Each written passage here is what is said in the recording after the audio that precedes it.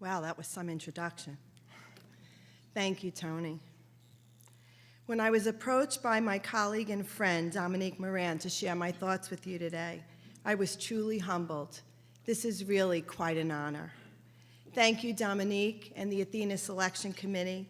I am thrilled to be here. This morning is about supporting, developing, and honoring women leaders. I have spent the last several months reading about the accomplishments of these incredible finalists, and I have been very impressed. They stand as role models for all of us, what can be achieved, and how we can make a significant community impact. I would like to take a moment to congratulate them personally on their achievements, thank them for their contributions to the communities where we live and work, and give them one more round of applause.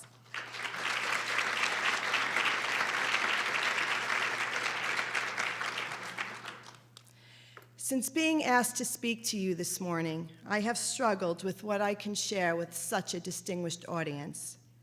I watched several, probably way too many YouTube videos on Athena keynote speakers in cities across this country.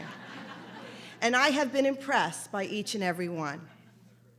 And then one evening, Judith Heller, my colleague and last year's recipient of the Athena Young Professional Award, popped into my office.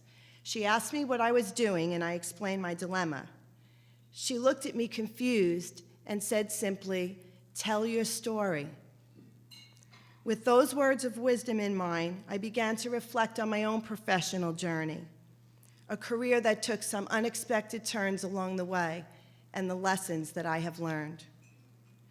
For as long as I can remember, I have wanted to be a nurse. It seemed like the perfect profession for me, combining my passion for science with my genuine desire to work with and improve the lives of people in the community.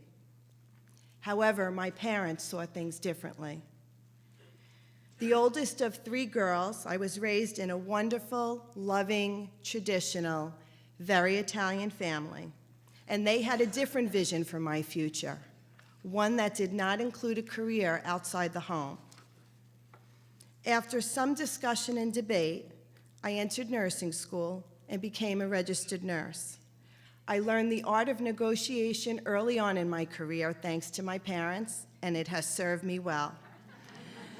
But as I reflect on it now, I realize that my mom was actually my first mentor, a wonderful role model, and actively involved and invested in my career. She may have had a different vision for it at first, but ultimately, she was my biggest cheerleader. But more about mentoring in a few minutes.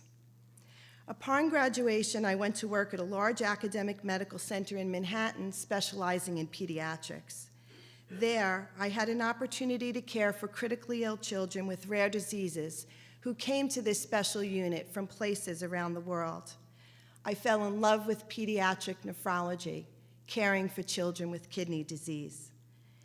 A desire to care for a much larger population of nephrology patients led me to my first career decision, to move to the adult world of nursing. This career move also opened the door to the world of for-profit healthcare. That said, if there was one thing I thought I would absolutely never do, it was work on the business side of healthcare. But becoming interested in nephrology had my career take an unexpected turn, and suddenly I moved from the security of the hospital to a for-profit outpatient setting. I was hesitant, but in my heart, I knew I had to make the move. I saw this as a great opportunity to expand my clinical skills and maybe even learn a little about the business side of healthcare, real-life business school. It was pretty scary at the time, but looking back on it, it was one of the best decisions I ever made, and I could have never known it then. An unexpected turn and life lesson number 1, trust. Trust your instincts, your heart, your gut. Trust something that has always guided you. I know my instincts have never failed me. After having 2 children, 17 months apart, I decided to work closer to home and return to a hospital to continue my career. I chose a tertiary level hospital in Nassau County. They had a small nephrology program, dialysis program, with a vision for a larger facility. I joined the team there as a per diem staff nurse, working whenever I was needed. While working in this unit and in other hospitals in the area as needed, I began to see the need for an organized approach to this service throughout Long Island. After a year, I re-entered the workforce full-time and eventually had the courage to put my thoughts on paper. Taking what I had learned in my previous job, I began to think about how we could package these services, these dialysis services, the hospital's expert nursing care, equipment, and whatever would be required, and sell those to smaller hospitals who did not have an independent program, nor did they have the resources to develop a program for such a specialized group of patients. And I was certain that the quality of care could be improved for this special population. I wrote my first proposal, did my first business plan, and moved forward with a plan to package these services and provide them to community hospitals and skilled nursing facilities in Nassau and Suffolk County. So here it comes, life lesson number 2, courage. Courage is an action that comes from the heart. The strength to step over your fears to accomplish something you believe in, something worthy of you being fearless. The proposal made its way to the CEO's office, and that was the beginning of the development of this line of business, one that would be profitable and lend support to the beloved hospital-based program.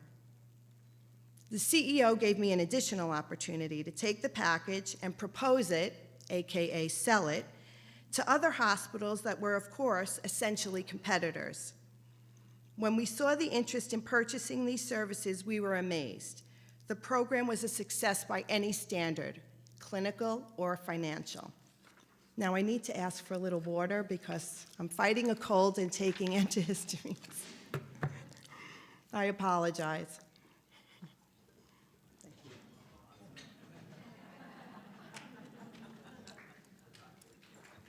That's why you need a supportive husband. Okay. 20 years after this event, I still say it was this experience that was the foundation for my career in business development. The experience that positioned me for the role I hold today at NSLIJ. So life lesson number 2, having courage to take a risk. It can be a game changer. I briefly mentioned my children, but I need to go back to motherhood and the obvious, work-life balance.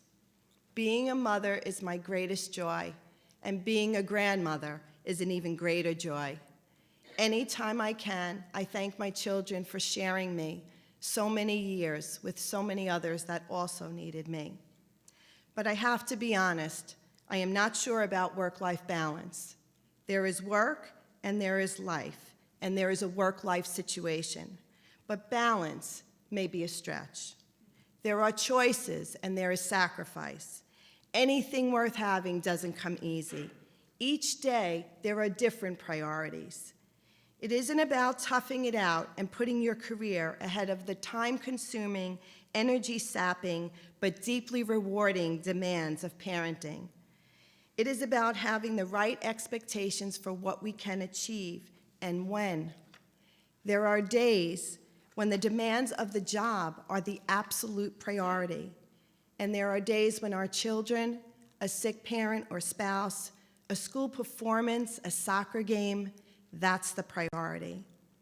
Approaching our careers with realistic expectations, assuming the right role at the right time, that creates the manageable and rewarding work-life situation.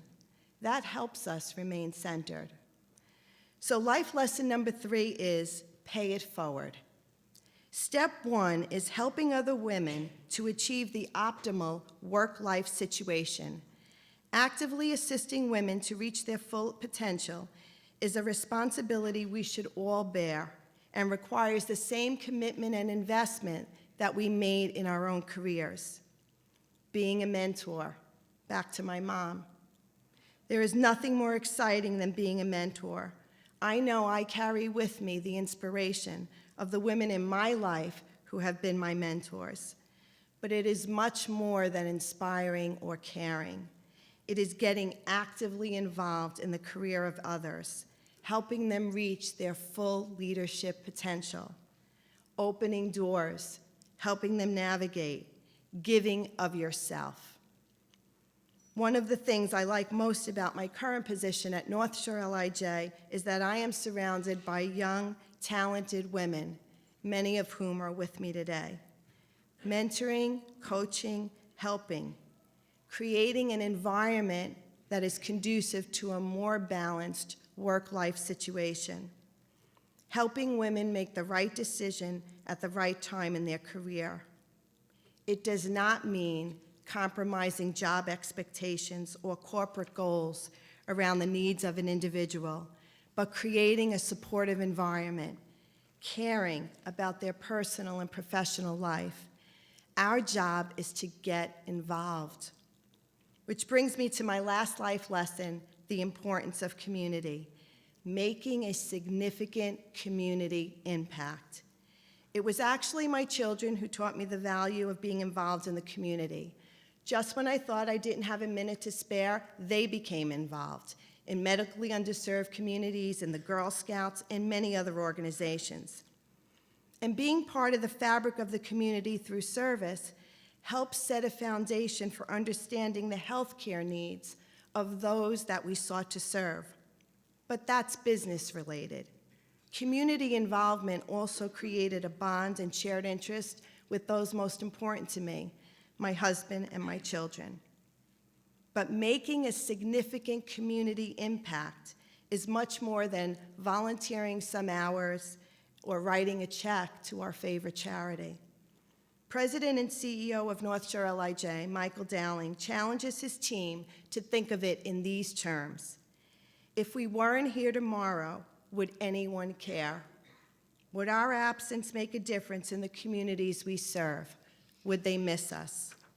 When I think I don't have a second more to give, I think of these words.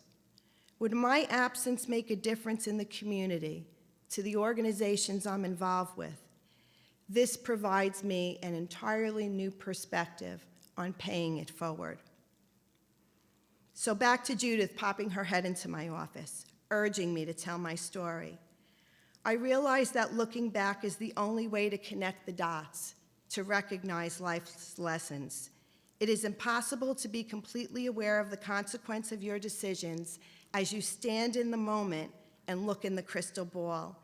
That is why learning from each other is so important. So when I look in the crystal ball, I urge you to consider these options when you look in your crystal ball. Trust your instincts. Act when you are in a situation that is worthy of you being fearless. Strive to find the appropriate work-life situation and pay it forward. Get involved in the community and the careers of the young, talented men and women that are around you. So in thinking about my final words this morning, I again went back to YouTube, but this time I searched inspirational speeches. And I was brought to Steve Jobs' speech at the 2005 commencement at Stanford University. He ended his talk with a great summary of my life's lessons. Don't live your life leading someone else's life. Don't let the noise of other people's opinions drown out your own inner voice. Have the courage to follow your heart and intuition. They already know what you are truly meant to become, how you can make a difference. Everything else is secondary. Thank you very much.